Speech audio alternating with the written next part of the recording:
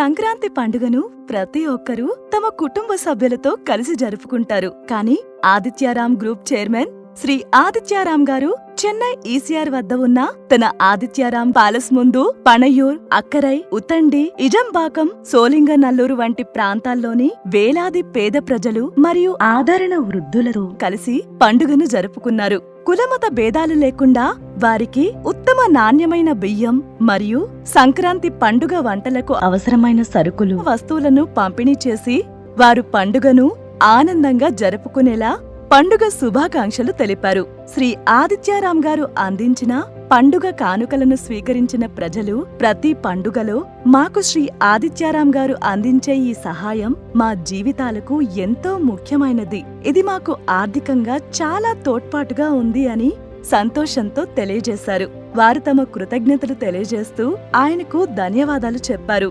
శ్రీ ఆదిత్యారాం గారు మాట్లాడుతూ తాను వేలాది మందికి వివిధ మార్గాల్లో సహాయం చేయటానికి ప్రధాన కారణం వివిధ పోరాటాలను అధిగమించిన తరువాత మాత్రమే ప్రస్తుతం బాధపడుతున్న వివిధ వ్యక్తులకు సహాయం చేసే స్థితికి ఎదిగానని అన్నారు. ఇది మాత్రమే కాదు, నేను సహాయం చేస్తూనే ఉంటాను చివరి వరకు, నాకు వీలైనంత ఎక్కువ మందికి అన్నారు.